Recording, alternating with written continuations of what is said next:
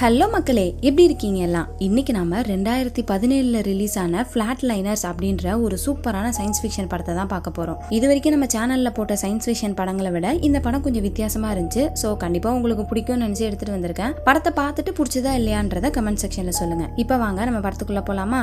அதுக்கு முன்னாடி இன்னும் யாராச்சும் சப்ஸ்கிரைப் பண்ணாம பார்த்துட்டு இருந்தீங்கன்னா சப்ஸ்கிரைப் பண்ணிக்கோங்க. அப்படியே பக்கத்துல இருக்க பெல் பட்டனை கிளிக் பண்ணி ஆல்ல போட்டுக்கோங்க. இன்ஸ்டாகிராம்ல ஃபாலோ பண்ணாதவங்கள ஃபாலோ பண்ணிக்கோங்க. டிஸ்கிரிப்ஷன்ல லிங்க் இருக்கு. நீங்க பார்த்துட்டு இருக்கிறது வாய்ஸ் ஆஃப் தமிழ். உங்க டிஎன்சி. வாங்க இன்னைக்கான படத்துக்குள்ள போலாம். படத்தோட ஆரம்பத்துல ஒரு கார்ல 2 பேர் போயிட்டு இருக்காங்க. கார் ஓட்டிட்டு இருக்க பொண்ணோட பேரு எம்மா.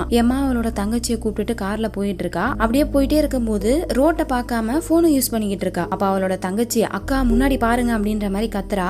எம்மாவும் நிமிந்து பாக்குறா. முன்னாடி கார் நின்னுகிட்டு இருக்கு. அதுல இடிக்க கூடாதுன்னு சொல்லிட்டு காரை திருப்புறா. அப்படியே பிரிட்ஜை உடைச்சிக்கிட்டு கீழே தண்ணியில விழுந்துடுறாங்க. இந்த மாதிரி ஆரம்பத்திலேயே ஒரு மோசமான ஆக்சிடென்ட்டை காட்டி அப்படியே அந்த இடத்துல படத்தோட டைட்டில போட்டு படத்தை ஆரம்பிக்கிறாங்க. கட் பண்ணா ஒரு 9 வருஷம் கழிச்சு அந்த எம்மான்ற பொண்ணு ஒரு மெடிக்கல் ஸ்கூல்ல ஸ்டூடெண்டா இருக்காங்க. ஒரு பேஷண்ட்டுக்கு நேத்து வலிப்பு வந்ததுனால ஹாஸ்பிட்டல்ல சேர்த்திருப்பாங்க போல இருக்கு. அவங்கள போய் எம்மா செக் பண்ணிட்டு இருக்காளா. அப்ப அந்த பேஷண்ட் கிட்ட ஒரு விஷயத்த கேக்குறா. என்னன்னா, நேத்து அந்த பேஷண்ட்டுக்கு வலிப்பு வந்திருக்கும் போது ஒரு சில நிமிஷங்க மட்டும் அவங்களோட இதய துடிப்பு நின்றுருக்கு. அதுக்கப்புறமேட்டு தான் அவங்க திரும்ப உயிரோட எஞ்சிருக்காங்க. சோ அத பத்தி எம்மா கேக்குறா. நீங்க ஒரு சில மணி நேரங்கள் இறந்து போனீங்கல்ல, அப்ப நீங்க ஏதாச்சும் ஃபீல் பண்ணீங்களா? என்ன நடந்துச்சுன்னு உங்களுக்கு ஏதாச்சும் ஞாபகம் இருக்கா அப்படின்ற மாதிரி கேக்குறா. அப்ப அந்த பேஷண்ட் அதெல்லாம் கேட்டுட்டு அவ கேக்குறதுக்கு பதில் சொல்லாம நீ யாரையாச்சும் இழந்துட்டியா அப்படின்ற மாதிரி ஒரு கேள்வி கேக்குறாங்க. இதை கேட்டதும் எம்மா அப்படியே எதுவுமே சொல்லாம அங்கிருந்து போயிடுறா. வேலையெல்லாம் முடிச்சுட்டு வீட்டுக்கு போவான்னு பார்த்தா நேரா லைப்ரரிக்கு போயிட்டு மறு ஜென்மத்தை பத்தின புக்கை வச்சு படிச்சுக்கிட்டு இருக்கா. அப்படி அவங்க படிச்சுக்கிட்டு இருக்கும் போது பக்கத்துல ஒரு பொண்ணு அழுதுட்டு இருக்காங்க. அவங்களோட பேரு சோஃபியா. என்னன்னு போய் கேட்டா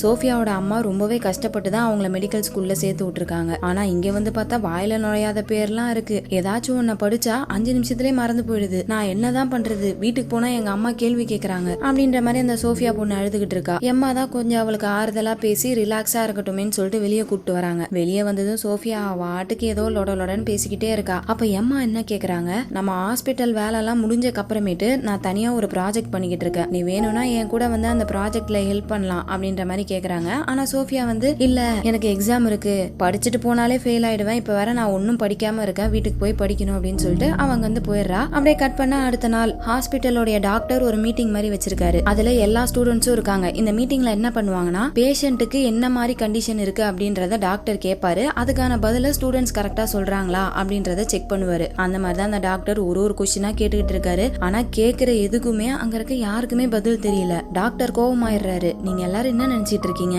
நீங்க இந்த இடத்துல இல்லனா உங்க பிளேஸ்ல வந்து உட்கார்றதுக்கு 1000 பேர் அங்க காத்துக்கிட்டு இருக்காங்க. அவங்களெல்லாம் தாண்டி உங்களுக்கு இந்த சீட்டு கிடைச்சிருக்கு. ஆனா நீங்க எல்லாரும் இவ்வளவு கேர்லெஸ்ஸா இருக்கீங்க. என்னதான் பண்ணிட்டு இருக்கீங்க எல்லாரும் அப்படின்னு சொல்லிட்டு இன்னொரு கேள்வி கேக்குறாரா. அதுக்கு பதில் சொல்லாம இருந்தா கூட பரவாயில்ல போல இருக்கு. மார்லோ அப்படின்னு ஒரு பொண்ணு இருக்கா. அவ டக்குன்னு பேப்பரை திருப்பி அதுக்கான பதில் எங்க இருக்குன்னு தேடிக்கிட்டு இருக்கா. நல்லா இருக்குமா? ஏதாச்சும் ஒரு பேஷண்ட் சீரியஸா வந்து இறங்குவாங்க, அப்ப நீ உட்காந்து பேஜ் திருப்பிக்கிட்டு இருக்கியா அவங்களுக்கு என்ன ஆச்சுன்னு கண்டுபிடிக்கிறதுக்கு அப்படின்ற மாதிரிலாம் செம்ம கேள்வி கேக்குறாரு. எல்லாரும் அந்த திட்ட வாங்கிட்டு போய் சாப்பிட்டுட்டு இருக்காங்க. எம்மாவும் சாப்பிட்டுட்டு இருக்கா. அப்ப அங்க ஜேமின்னு ஒரு பையன் வந்து எம்மா கிட்ட பேசுறான். அந்த பையன் கிட்டே எம்மா என்ன கேக்குறாங்கன்னா, இன்னைக்கு வேலையை முடிச்சக்கு அப்புறமேட்டு நம்ம நைட்டு மீட் பண்ணலாமா, எனக்கு சில உதவிகள் தேவைப்படுது அப்படின்ற மாதிரி கேக்குறாங்க. ஆனா இந்த பையன் வேற எதையோ நினைச்சுக்கிட்டு, எது ஹெல்ப்பா, நான் ரெடி, நீ என்கிட்ட இந்த மாதிரி கேப்பன்னு நான் கொஞ்சம் கூட எதிர்பார்க்கல, பட் இருந்தாலும் பரவாயில்ல, நான் இதுக்காக தான் காத்துக்கிட்டு இருந்தேன் அப்படின்ற மாதிரி சொல்றான். சரி ஓகே, நைட்டு பேஸ்மெண்ட்டுக்கு வந்துரு, கீழே வரும்போது சர்வீஸ் எலிவேட்டர்ல வா, ஏன்னா அங்கதான் கேமரா இருக்காது அப்படின்ற மாதிரிலாம் ஏமா சொல்லிட்டு போறாங்க. இந்த பயலுக்கு ஒரே குஷி. இன்னைக்கு நைட்டு ஜாலி என்ஜாய் பண்ணிட வேண்டியதான் அப்படின்னு சொல்லிட்டு அவங்க வந்து குஷியா கிளம்ப அப்படியே நைட் ஆகுது. சோஃபியா வரமாட்டேன்னு தானே சொன்னாங்க. ஆனா இப்ப எம்மா கூட தான் வந்திருக்காங்க. அவங்க 2 பேருமே சேர்ந்து பேஸ்மெண்ட்டுக்கு வராங்க. அந்த பேஸ்மெண்ட்டை பார்த்தது சோஃபியாக்கு பயமாயிடுது. ஏன்னா பேஸ்மெண்ட்னா என்ன அர்த்தம், பழைய பொருட்கள் எல்லாம் போட்டு வச்சிருப்பாங்க அப்படின்னு நினைச்சிட்டு வந்திருப்பாங்க. ஆனா இங்க பார்த்தா எல்லாமே புத்தம் புதுசா இருக்கு. இந்த இடத்த இது வரைக்கும் அவங்க பார்த்ததும் கிடையாது, கேள்விப்பட்டதும் கிடையாது. இப்ப ஏதாச்சும் இயற்கை பேரழிவு இல்லனா உலகம் ஃபுல்லா பவர் கட் ஆயிடுச்சுன்னா இந்த இடத்த எமர்ஜென்சிக்காக யூஸ் பண்றதுக்காக தான் கட்டி வச்சிருக்காங்க போல இருக்கு. மேல ஹாஸ்பிட்டல்ல என்னென்னலாம் ஃபெசிலிட்டிஸ் இருக்குமோ அது எல்லாமே இங்க கீழே இருக்கு. ஆனா என்ன, இப்ப வரைக்கும் எதையுமே யூஸ் பண்ணது இல்ல. பெட்டோடைய கவரை கூட பிரிக்காம அப்படியே எல்லாமே புதுசா இருக்கு. அது எல்லாத்தையுமே தாண்டி எம்மா சோஃபியாவை ஒரு லேபுக்கு கூப்பிட்டு வராங்க. கரெக்டா அந்த இடத்துக்கு இந்த ஜேமி பையில வந்துடுறான். அவன் வேற ஏதோ நினைச்சுக்கிட்டு பிளான் பண்ணி வந்திருப்பான். கையில பாட்டில் எல்லாம் எடுத்துட்டு வந்திருக்கான். ஆனா இங்க வந்து பார்த்தா நம்ம எம்மா என்னென்னமோ சொல்லிக்கிட்டு இருக்காங்க. ஆக்சுவலா இவங்க இங்க என்ன ப்ராஜெக்ட் பண்ணிக்கிட்டு இருக்காங்கன்னா, மனுஷங்க இறந்து போயிட்டாங்கன்னா அவங்களோட மூளை எப்படி வேலை செய்யும் அப்படின்றத கண்டுபிடிக்கிறதுக்கான ஒரு ப்ராஜெக்ட தான் அவங்க பண்ணிட்டு இருக்காங்க. அதுக்கு ஹெல்ப் பண்றதுக்காக தான் சோஃபியாவையும் ஜேமியும் கூப்பிட்டு இருக்காங்க. இப்போ லிவர், லங்ஸ் இது எல்லாமே ஒரு ஆர்கன் தானே, அதே மாதிரிதான் மூளையும் முக்கியமான ஒரு ஆர்கன். இப்போ லிவர் வேலை செய்யாம போயிடுச்சுன்னா அவ்வளவுதான், அதுக்கப்புறம் அதை திரும்ப அப்படியே உயிரோட கொண்டு வர முடியாது. அதை தூக்கி போட்டுட்டு வேற லிவர் வேணா வைக்கலாம், ஆனா அதே லிவரை திரும்ப புதுசா கொண்டு வர முடியாது. இந்த மூளை மட்டும் ஒரு சில வாட்டி வித்தியாசமா நடந்துக்கும் தெரியுமா? யாராச்சும் இறந்து போயிட்டாங்கன்னா ஒரு 7 நிமிஷம் அந்த பிரெயின் ஆக்டிவா இருக்கும் அப்படின்ற மாதிரிலாம் சொல்லி கேள்விப்பட்டிருப்போம். சோ அந்த மாதிரி இறந்து போயிட்டாங்கன்னா அந்த மூளை எப்படி வேலை செய்யுது அப்படின்றத கண்டுபிடிக்கணும்ன்றதுதான் இந்த எம்மாவுடைய ஆசை. ஒருவேளை அந்த மாதிரி ஏதாச்சும் ஒண்ணு நடந்து அதை நம்மளால ரெக்கார்ட் பண்ண முடிஞ்சுன்னா நினைச்சு பாருங்க, நம்மளுக்கு பேரும் புகழும் எவ்வளவு வந்து சேரும். உலகத்திலே பெஸ்ட் ஸ்பெஷலிஸ்ட்னு நம்மளுக்கு அவார்ட் எல்லாம் கொடுப்பாங்க, பெரிய பெரிய ஹாஸ்பிட்டல்ல இருந்து நம்மளுக்கு ஆஃபர் எல்லாம் வரும் அப்படின்ற மாதிரிலாம் சொல்றாங்க. இது கேட்கறதுக்கு வேணா நல்லா இருக்கு, ஆனா சோஃபியாக்கு ரொம்ப பயமா இருக்கு. எம்மா என்ன பேசுற நீ சொல்றது சயின்ஸே கிடையாது, அது சூடோ சயின்ஸ், ஏதேதோ உளறிக்கிட்டு இருக்காத அப்படின்னு சொல்றாங்க. பரவாயில்ல, என்னவா வேணா இருக்கட்டும், ஆனா நான் அதை கண்டுபிடிச்சே ஆவேன். நீங்க 2 பேரும் தான் என்ன சாவடிக்க போறீங்க. என்னோட இதயத்தை நிறுத்தி பிரெயின்ல என்ன நடக்குது அப்படின்றத ரெக்கார்ட் பண்ணி அடுத்த 1 நிமிஷத்துல திரும்ப என்ன உயிரோட கொண்டு வர போறீங்க. இதை கேட்கிற இவங்க 2 பேருக்குமே இதயம் நின்னு போயிடும் போல இருக்கு. ஆனா என்னதான் ஷாக் ஆனாலும் பரவாயில்ல, எம்மா எல்லாத்தையுமே ரெடி பண்ணி வச்சிருக்காங்க. இந்த மருந்து போட்டீங்கன்னா நான் மயக்கமாயிடுவேன், அடுத்து எனக்கு ஷாக் கொடுத்தீங்கன்னா நான் செத்து போயிடுவேன், இதனால உங்களுக்கு எந்த ஒரு பிரச்சனையும் வராது. என்னோட பேக்ல சில பேப்பர்ஸ் இருக்கு, அதுல நான் சைன் போட்டு வச்சிருக்கேன். ஒருவேளை இந்த எக்ஸ்பெரிமெண்டால நான் செத்து போயிட்டேன்னா கண்டிப்பா உங்களுக்கு எந்த பிரச்சனையும் வராது, போலீஸ் உங்களை தேடி வராது. அது மட்டும் இல்ல, வேலை செய்யறவங்க இந்த இடத்த கிளீன் பண்றதுக்கு இன்னும் 45 நிமிஷம் கழிச்சு தான் வருவாங்க, அதுக்குள்ள நம்ம எல்லாத்தையுமே முடிச்சுட்டு இங்க இருந்து கிளம்பி போயிடலாம் அப்படின்ற மாதிரி அம்மா சொல்றாங்க. ஆனா சோஃபியா இன்னுமே ரொம்ப பயந்து போயிருக்காங்க. ஜேமி வந்து கொஞ்சம் கேஷுவலா தான் இருக்காரு. சரி, ஏதோ ஒரு வித்தியாசமான எக்ஸ்பெரிமெண்ட்டை சொல்றாங்களே, நம்ம பண்ணலாம் அப்படின்னு சொல்லிட்டு அவரு ஹெல்ப் பண்றதுக்கு ஒத்துக்கிறாரு. ஆனா சோஃபியா இப்பயும் வேணான்றாங்க. ஒருவேளை பிரெயின் டேமேஜ் ஆயிடுச்சுன்னா என்ன பண்றது, அதை பத்தி யாருமே யோசிக்கலையே அப்படின்னு கேட்டா, நான் அதை பத்தி யோசிக்காமலா இருப்பேன், ஆக்சிஜன் இல்லாம பிரெயின் செல்ஸால 4 நிமிஷம் உயிரோட இருக்க முடியும், ஆனா நீங்க தான் என்ன 1 நிமிஷத்துல எழுப்பி விட்டுற போறீங்கல்ல, அதனால ஒன்னும் பிரச்சனை ஆகாது. ஒருவேளை அப்படி உனக்கு பயமா இருந்துச்சுன்னா அப்படிக்கா ஓரமா போய் நில்லு, நாங்க அதை பாத்துக்கிறோம் அப்படின்னு சொல்லிட்டு ஏமா போய் பெட்ல படுத்துக்கிட்டு அந்த இன்ஜெக்ஷனை போட்டுக்கிறாங்க. கொஞ்ச நேரத்துல மயக்கமாயிடுறாங்க. அடுத்து இப்ப உங்களுக்கு ஷாக் கொடுக்கணும், அதுக்கு சிபிஆர் பண்ணுவாங்கல்ல, அந்த டிவைஸை தான் யூஸ் பண்றாங்க. அந்த சிபிஆர்ல அதிகமான பவர் 200 பவர் வச்சுட்டு ஜேமி அதை அப்படியே எம்மா மேல வைக்கிறான். அவ்வளவுதான், அடுத்த நிமிஷமே எம்மா அந்த இடத்துல இறந்து போயிடுறாங்க. அவங்க இறந்து போன கொஞ்சம் செகண்ட்ஸ்லயே பிரெயின்ல ஏதோ நடக்க ஆரம்பிக்குது, அதை இவங்க ரெக்கார்ட் பண்ண ஆரம்பிக்கிறாங்க. இப்போ அதுல என்ன நடக்குது அப்படின்றத நம்மளுக்கு விஷுவலா காமிக்கிறாங்க. எம்மா இறந்து போயிருக்காங்களா, அப்படி இறந்து போன எம்மாவுடைய ஆவி கொஞ்சம் கொஞ்சமா அவங்களோட உடம்பு விட்டு மேல பறக்குது. பேஸ்மெண்ட்ல இருந்து மேல் ஃப்ளோருக்கு போகுது, அங்க இருந்து 1வது ஃப்ளோர் 2வது ஃப்ளோர் இந்த மாதிரி ஒரு ஃப்ளோரா பறந்து ஒரு கட்டத்துல அந்த பில்டிங்க்கு மேலேயே வந்துடுது. அப்படியே வானத்திலேயே பறந்துகிட்டே சிட்டி ஃபுல்லா பறக்க ஆரம்பிக்குது. ஜேமியும் அந்த 1 நிமிஷம் முடியறதுக்கான கவுண்ட் டவுன் ஆரம்பிக்கிறாரு. அந்த கவுண்ட் டவுனை கேட்டுக்கிட்டே எம்மாவுடைய ஆவி சிட்டி ஃபுல்லா சுத்தி திரியுது. அப்படியே பறந்துகிட்டே இருக்கும் போது 1 நிமிஷம் ஆயிடுச்சு போல இருக்கு. இந்த பக்கம் ரியாலிட்டியில ஜேமி எம்மாவை எழுப்பிவிட ட்ரை பண்றாரு. திரும்ப அதே சிபிஆர் டிவைஸை தான் யூஸ் பண்றாரு. ஆனா எம்மா எந்திரிக்கவே இல்லை, இன்னும் இறந்து போய் தான் இருக்காங்க. அவ்வளவுதான், சோஃபியாக்கு செம பயமாயிடுது.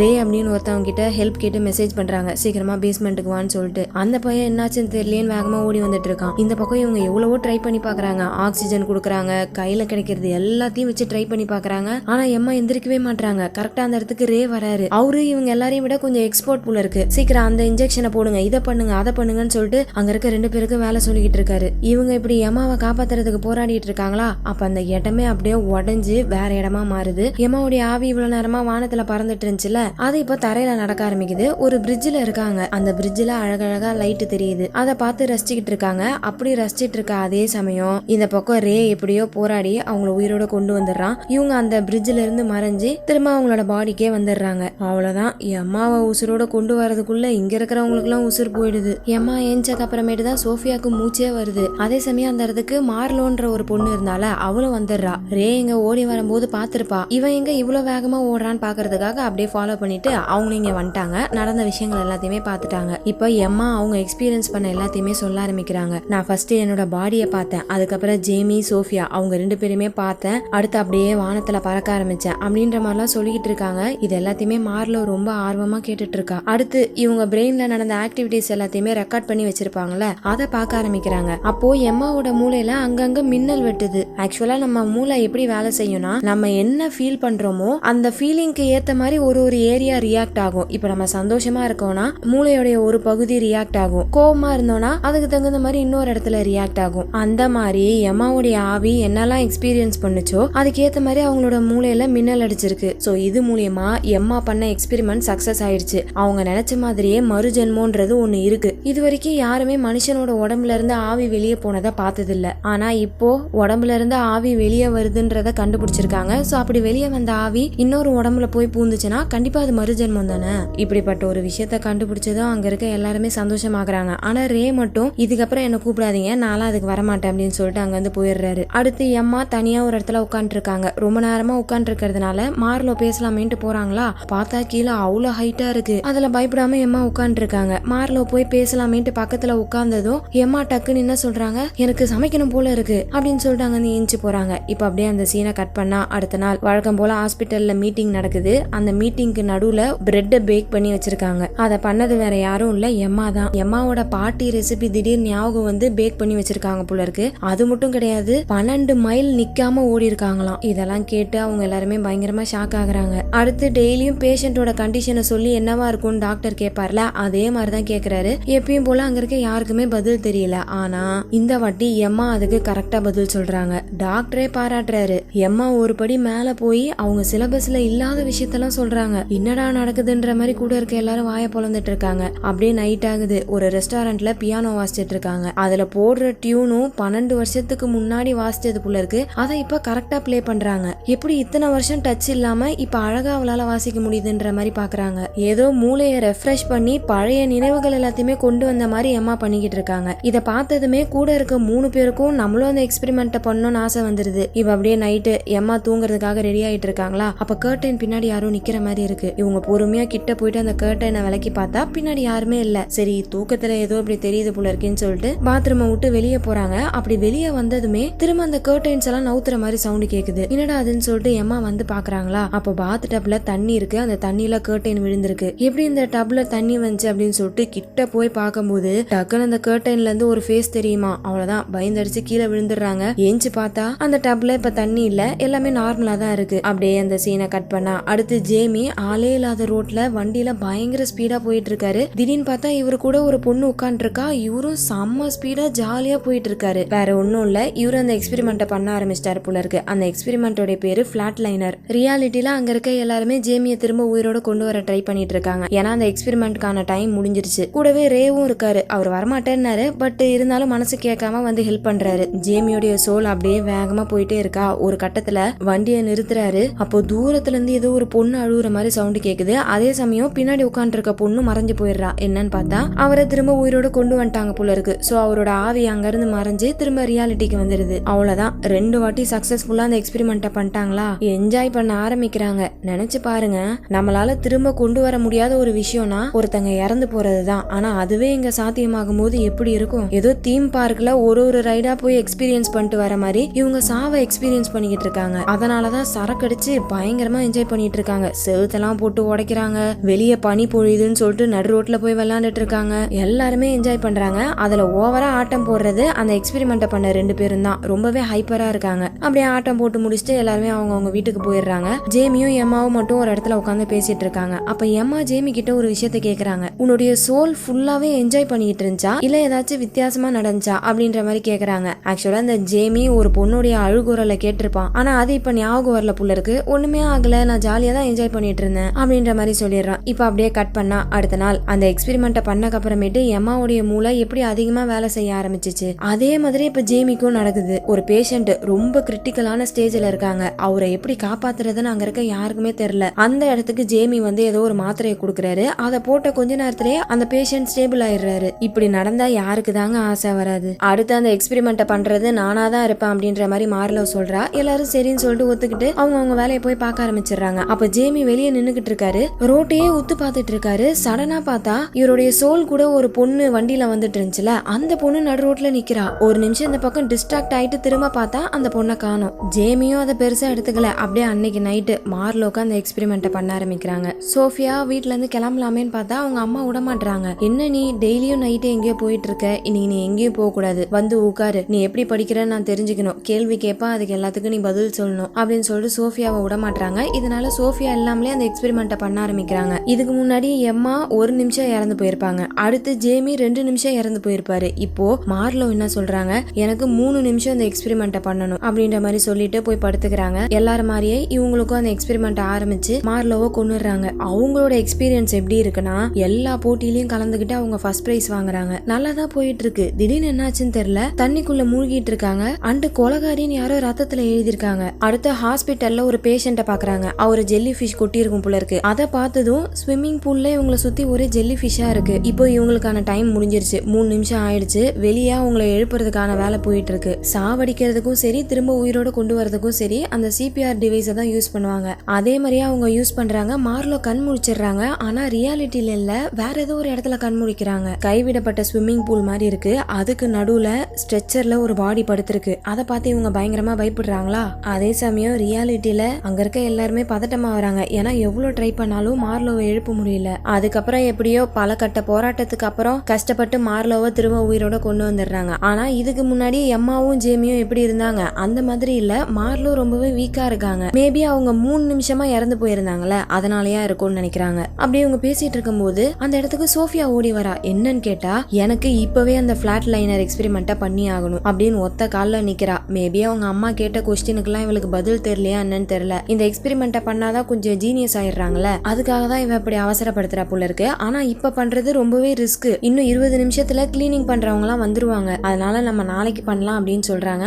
ஆனா சோஃபியா இன்னைக்கு தான் பண்ணி ஆகணும், என்ன ஆனாலும் பரவாயில்ல அப்படின்னு சொல்லி அடம் பிடிச்சு அந்த எக்ஸ்பெரிமெண்ட்டை பண்ண ஆரம்பிக்கிறாங்க. சோஃபியா எக்ஸ்பீரியன்ஸ் பண்ற எதுவுமே சந்தோஷமா இல்ல. அவங்க அம்மா எப்ப பார்த்தாலும் படின்னு திட்டிக்கிட்டே இருக்காங்க. ஏன் இவ்வளவு கம்மியா மார்க் எடுத்திருக்கேன்னு கத்துறாங்க. அடுத்து சோஃபியா ஒரு லேப்ல இருக்காங்க. கூட படிக்கிற பொண்ணு நல்ல பேர் வாங்கி அதிகமான மார்க் எடுத்திருக்கா. அதை பார்த்ததுமே சோஃபியாக்கு லைட்டா பொறாமையாகுது. உடனே அந்த பொண்ணுடைய லேப்டாப் எடுத்து அந்த பொண்ணோட தப்பான போட்டோஸ் எல்லாத்தையுமே ஷேர் பண்ணி விடுறா. அதை பாக்குற ஸ்டூடெண்ட்ஸ் எல்லாருமே சிரிக்கிறாங்க. இந்த மாதிரி விஷயங்கள்லாம் அவளுக்கு நடந்துகிட்டு இருக்கா. அந்த சமயம் ரியாலிட்டியில பார்த்தா ரொம்பவே சீக்கிரமா அந்த இடத்த கிளீன் பண்றதுக்கு வந்துடுறாங்க. ஐயோ 20 நிமிஷம் ஆகும்னு நினைச்சோமே, அதுக்குள்ள வந்துட்டாங்களேன்னு சொல்லிட்டு அந்த எக்ஸ்பெரிமெண்ட்டை பாதிலே நிறுத்திட்டு கையில கிடைக்கிற பொருள் எல்லாத்தையுமே எடுத்துட்டு அங்க வந்து ஓட ஆரம்பிக்கிறாங்க. ஒரு கார்ல ஏறி வேகமா போறாங்க. பின்னாடியே செக்யூரிட்டிஸும் துரத்திட்டு வராங்க. பட் அதுக்குள்ள அவங்க விட்டா போதுன்னு சொல்லிட்டு அங்க இருந்து எஸ்கேப் ஆகி கார்ல போயிடுறாங்க. அவ்வளவுதான். இப்ப எல்லாருமே அந்த எக்ஸ்பெரிமெண்ட்டை பண்ணிட்டாங்க. ரேக்கு அதுல விருப்பம் இல்ல, ஆனா எல்லாருமே பண்ணிட்டாங்கல்ல, அந்த சந்தோஷத்துல நேரா போயிட்டு ஒரு பார்ட்டியில கலந்துக்கிறாங்க. பயங்கரமா என்ஜாய் பண்ணிக்கிட்டு இருக்காங்க. அப்படி என்ஜாய் பண்ணிக்கிட்டு இருக்கும்போது நம்ம எம்மா அந்த கூட்டத்துக்கு நடுவுல ஒரு சின்ன பொண்ணு நடந்து போற மாதிரி பாக்குறா. யாரா இருக்குன்னு சொல்லிட்டு எம்மா அப்படியே பின்னாடியே ஃபாலோ பண்ணிட்டு போறாங்க. அந்த கூட்டத்தெல்லாம் தாண்டி தனியா கார் பார்க்கிங் கிட்ட வந்ததும் அந்த குட்டி பொண்ணு அங்க இருந்து மறைஞ்சு போயிடுறா. எங்கடா இங்க இருந்து பொண்ணை காணோம் அப்படின்னு சொல்லிட்டு பாத்துட்டு இருக்கும் போது அந்த இடமே அப்படியே மாறி வேற எங்கேயோ இருக்காங்க. எம்மாக்கு முன்னாடி ஒரு கார் பயங்கரமா டேமேஜ் ஆயிருக்கு. என்ன ஆச்சுன்னு சொல்லிட்டு கிட்ட போய் பார்த்தா உள்ள எம்மாவோட தங்கச்சி இறந்து போயிருக்காங்க. டக்குன்னு அந்த பொண்ணு எஞ்சி கண்ணாடியில கை வைக்குமா, அவ்வளவுதான் தூக்கி வாரி போட்டுருது எம்மாக்கு. ஆக்சுவலா அவங்களுக்கு இது ஒரு இல்யூஷன் மாதிரி வந்திருக்கு. யார்கிட்டயுமே சொல்லாம எம்மா அங்க இருந்து போயிடுறாங்க. பார்ட்டி முடிஞ்சு எல்லாருமே அவங்க வீட்டுக்கு போயிடுறாங்க. மார்லோவை ரே தான் டிராப் பண்றாரு. அப்போ மார்லோ ரொம்பவே முக்கியமான ஒரு விஷயம் சொல்லணும் அப்படின்னு சொல்லிட்டு உள்ள கூட்டு போறாங்க. என்னன்னு கேட்டா, 2 மாசத்துக்கு முன்னாடி இவங்களோட ஹாஸ்பிட்டல்ல ஒரு பேஷண்ட் வந்தாரு. ஜெல்லி ஃபிஷ் கடிச்சு ரொம்பவே சீரியஸா வந்திருப்பாரு. அவர் ஆல்ரெடி ஏதோ ஒரு மாத்திரை போட்டு வந்திருப்பாரு போல இருக்கு. அது என்னன்றத ஒழுங்கா கேட்டு அனலைஸ் பண்ணாம இவங்க இஷ்டத்துக்கு ஒரு மாத்திரை கொடுத்திருக்காங்க. அந்த மாத்திரையும் பேஷண்ட் ஆல்ரெடி போட்டிருந்த மாத்திரையும் ரியாக்ட் ஆகி அந்த பேஷண்ட் அநியாயமா இறந்து போயிட்டாரு போல இருக்கு. அவரோட சாவுக்கு நான் தான் காரணம், ஆனா நான் வேணும்னே கொல்லல, இது ஒரு ஆக்சிடென்ட் தான் அப்படின்னு சொல்லிட்டு அழுவ ஆரம்பிக்கிறாங்க. ரேதா சமாதானப்படுத்துறாரு. என்ன கொஞ்சம் ஓவரா சமாதானப்படுத்திடுறாரு. என்ன நடந்திருக்கும்னு உங்களுக்கே தெரியும். இப்ப அப்படியே அந்த சீனை கட் பண்ணா ஜேமிய காமிக்கிறாங்க. ஜேமியோட வீடே ஒரு கப்பல் புள்ள இருக்கு. அந்த கப்பலுக்குள்ள வந்ததும் ஏதோ ஒரு பொண்ணு அழுவுற சவுண்ட் கேக்குது. அதே சமயம் டக்குன்னு ரேடியோ ஆன் ஆகுது. இது எப்படி ஆன் ஆச்சுன்னு சொல்லிட்டு ரேடியோ பக்கம் திரும்பிட்டு மறுபடியும் இந்த பக்கம் பார்த்தா அந்த அழுக குரல் நின்றுச்சு. ஆனா இப்ப ஏதோ ஒரு குழந்தை அழுவுற சவுண்ட் கேக்குது. அப்படியே பொறுமையா கபோர்டு ஓபன் பண்றாரு. உள்ள ஒரு துணி இருக்கு. அந்த துணிக்கு அடியில குழந்தை இருக்கிற மாதிரி நவுறுது. இவர் அப்படியே பொறுமையா அந்த துணியை எடுக்கிறாரு. பார்த்தா எந்த குழந்தையும் இல்ல, ஆனா சவுண்ட் மட்டும் கேட்டுச்சு. அப்ப ஜேமிக்கு பின்னாடி காமிக்கிறாங்க. இவரோட சோல் ஒரு பொண்ணு கூட போயிருந்திருக்கும்ல, அந்த பொண்ணுடைய பேய் பின்னாடி நிக்குது. டக்குன்னு அந்த சமயம் எம்மா கிட்ட இருந்து கால் வருது. அட்டன் பண்ணா அவங்க பயத்துல பேசிட்டு இருக்காங்க. நான் என் தங்கச்சிய பார்த்தேன், என்னை சுத்தி ஏதோ நடக்குது, என்னன்னு தெரியல அப்படின்னு சொல்லிட்டு ரொம்ப பயந்து போய் பேசுறாங்களா. ஜேமி உடனே வெயிட் பண்ணு, நான் கிளம்பி வரேன் அப்படின்னு சொல்லிட்டு டக்குன்னு அங்க இருந்து கிளம்பி எம்மாவோட வீட்டை நோக்கி போக ஆரம்பிக்கிறாரு. ஆக்சுவலா என்ன ஆகியிருக்கும்னா, ஸ்டார்டிங் சீன்ல ஆக்சிடென்ட் நடந்துச்சுல, அப்போ கார் தண்ணிக்குள்ள விழுந்திருக்கும். அதுல இருந்து நம்ம எம்மா மட்டும் தான் தப்பிச்சு வெளியே வந்திருக்காங்க. தங்கச்சியால வெளியே வர முடியாம கார்க்குள்ளேயே மூழ்கி இறந்து போயிட்டாங்க போல இருக்கு.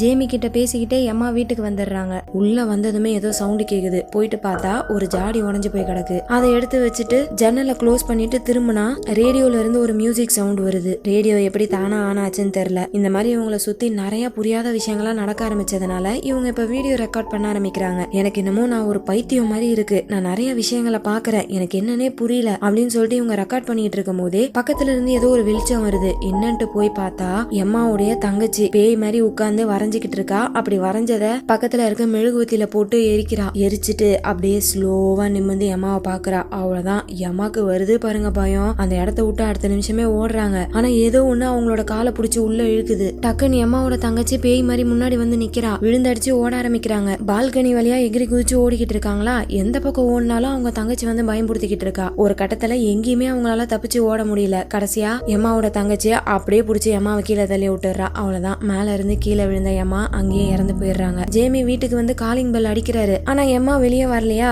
ஒருவேளை அவ தூங்கிருப்பா போல இருக்குன்னு சொல்லிட்டு அங்க வந்து போயிடுறாரு. அடுத்த நாள் தான் அவங்களுக்கு எம்மா இறந்த நியூஸ் வருது. என்ன சொல்றதுன்னே தெரியல. டாக்டர் வேற கேக்குறாரு, நீங்க தாமா எப்பயுமே அவ கூட இருப்பீங்க, கடைசியா ஏதாச்சும் சொன்னாலா, அவளுக்கு ஏதாவது பிரச்சனையா அப்படின்ற மாதிரிலாம் டாக்டர் கேக்குறாரு. ஆனா இவங்க எதுவுமே சொல்லிக்கல. அவங்களால எம்மா இறந்துட்டாங்கன்ற விஷயத்த கொஞ்சம் கூட நம்ப முடியல. என்னதான் சோகமா இருந்தாலும் ஒரு விஷயத்த அவங்க தெளிவா யோசிக்கிறாங்க. என்னன்னா, போலீஸ் இன்வெஸ்டிகேட் பண்ணா கண்டிப்பா இவங்க எல்லாருமே மாட்டுவாங்க. திருட்டுத்தனமா அந்த எக்ஸ்பெரிமெண்ட்டை பண்ணாங்கன்னு தெரிய வந்துச்சுன்னா அவ்வளவுதான், இவங்களோட ஃபியூச்சரே போச்சு. டாக்டர் கனவெல்லாம் இழுத்து மூடிட்டு போக வேண்டியதுதான். அதனால எம்மாவுடைய கம்ப்யூட்டர் நோட்ஸ் இது எல்லாத்தையுமே எடுத்துட்டு வந்துடலாம்னு சொல்லிட்டு ஜேமி எம்மாவோட அபார்ட்மெண்ட்டுக்கு போயிட்டு எல்லாத்தையுமே எடுத்துடுறாரு. ஆனா எம்மாவோட போனை மட்டும் காணும். போன் தான் ஒரு முக்கியமான எவிடன்ஸே. சோ அதை கண்டிப்பா எடுக்கணும்னு சொல்லிட்டு ஹாஸ்பிட்டல்ல மார்லோ இருக்காங்க போல இருக்கு, அவங்களுக்கு கால் பண்ணி இந்த மாதிரி போன் வீட்ல இல்ல, கண்டிப்பா எம்மாவோட பாடி கிட்ட தான் வச்சிருப்பாங்க அப்படின்ற மாதிரி சொல்ல, மார்லோவும் சரின்னு சொல்லிட்டு அந்த போன் எடுக்கிறதுக்காக மார்ச்சரிக்கு போறாங்க. உள்ள போயிட்டு போன் பண்ணி பார்த்தா அங்க இருக்க கபோர்ட்ல இருந்து போன் அடிக்குது. கரெக்டா இவங்களும் அந்த போனை எடுத்துடுறாங்க. எடுத்துட்டு பேசாம போக வேண்டியதானே. அப்படி போகும்போது இவங்களுக்கு என்ன தோணுச்சுன்னு தெரியல,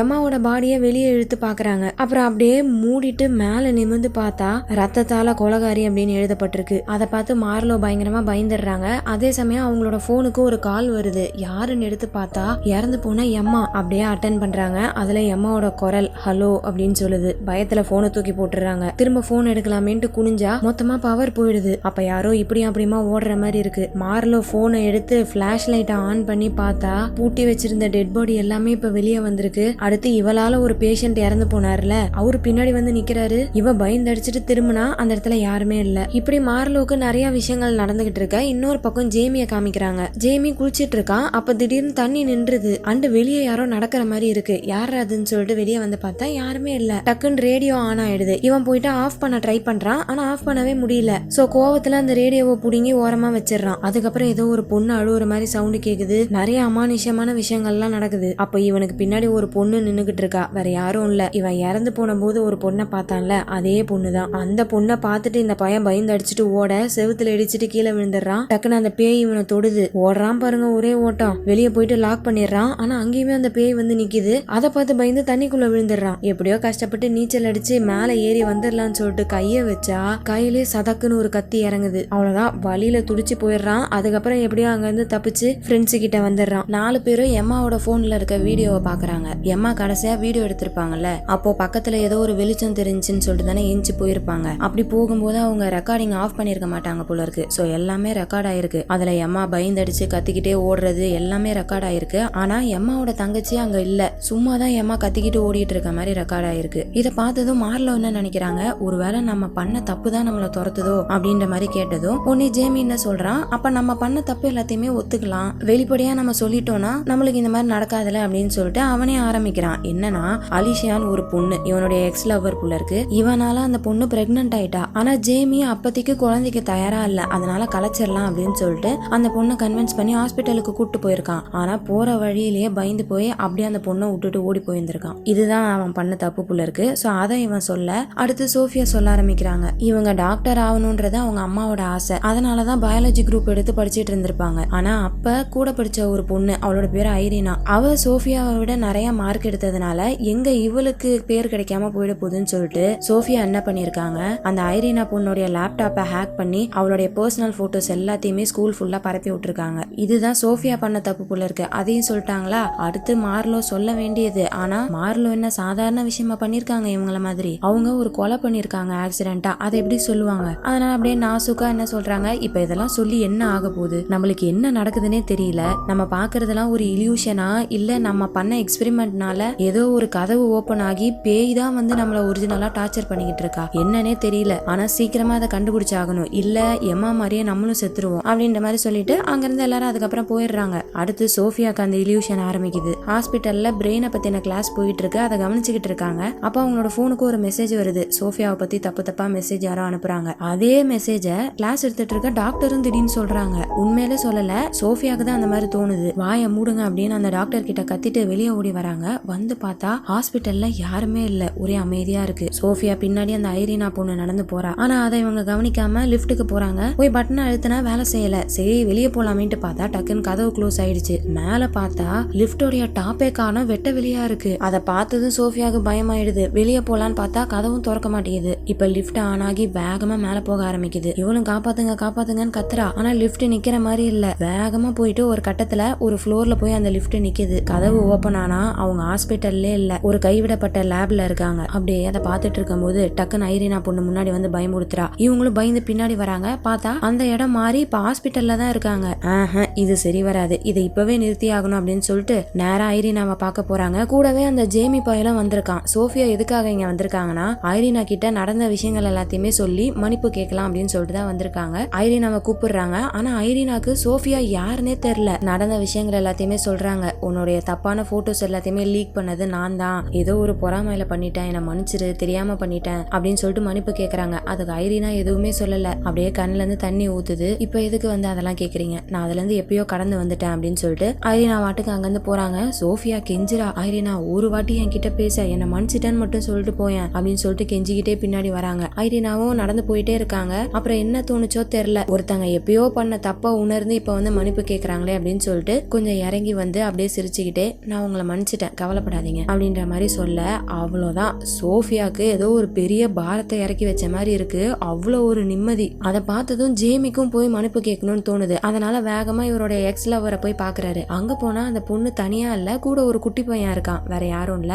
ஜேமியோடைய பையன் தான். அந்த பொண்ணு குழந்தைய அபார்ட் பண்ணாம வளர்த்துருக்கா போல இருக்கு. அந்த பொண்ணு கிட்ட போயிட்டு நான் பண்ணதெல்லாம் தப்பு, அன்னைக்கு ஒரு கோழை மாதிரி உன்னை நடுவுலயே விட்டுட்டு போயிட்டேன், அந்த மாதிரி போயிருக்க கூடாது, உன் கூடவே இருந்து உன்னை பாத்துருக்கணும் அப்படிலாம் சொல்லி மன்னிப்பு கேட்டுக்கிட்டு இருக்கான். அப்படியே இன்னொரு பக்கம் மார்லோவை காமிக்கிறாங்க. அவங்களுக்கு அந்த இல்யூஷன் ஆரம்பிச்சிருச்சு. தூங்கிட்டு இருக்கும் போதெல்லாம் அந்த டெட் பாடி வந்து பயமுடுது. உடனே கார் எடுத்துக்கிட்டு வேகமா எங்கேயோ போறாங்க. அப்படி போயிட்டு இருக்கும் போது அந்த இறந்து போன பையன் ஒரு கவரை மார்லோட மூஞ்சில போட்டு கொல்ல பாக்குறான். அப்படியே அந்த சீனை கட் பண்ணா மார்லோ ரேக்கு ஒரு மெசேஜ் அனுப்பியிருக்காங்க. என்னால முடியல, இதை நிறுத்தியே ஆகணும் அப்படின்ற மாதிரி மெசேஜ் பண்ணிருக்காங்க. ரே திரும்ப கால் பண்ணா மார்லோட போன் சுவிட்ச் ஆஃப்ல இருக்கு. அவங்க ஏதாவது தப்பான முடிவு எடுத்துட்டு போறாங்கன்னு சொல்லிட்டு ஜேமிக்கு கால் பண்ணி வீட்டுக்கு போய் பார்க்க சொன்னா வீட்லயே மார்லோ இல்ல. ரே கார் எடுக்கலாமேன்னு கீழே போறாரு. அங்கதான் மார்லோட கார் இருக்கு. அப்ப கண்டிப்பா அவ பேஸ்மெண்ட்டுக்கு தான் போயிருக்கணும்னு சொல்லிட்டு வேகமா கீழே ஓடுறாரு. வழியில சோஃபியாவை மீட் பண்றாரு. ரெண்டு பேருமே பேஸ்மெண்ட்டுக்கு போய் பார்த்தா அங்க மார்லோ தனியா அந்த பிளாட் லைனர் எக்ஸ்பெரிமெண்ட்டை பண்ண ஆரம்பிச்சிட்டாங்க. இறந்து போய் கிடக்குறாங்க. எவ்வளவு நேரமா இருக்காங்கன்னு பார்த்தா 4 நிமிஷம் ஆயிடுச்சான். ஏற்கனவே 3 நிமிஷத்துக்கே அவங்களோட பாடி எவ்வளவு வீக் ஆச்சு. இப்ப 4 நிமிஷம் வேற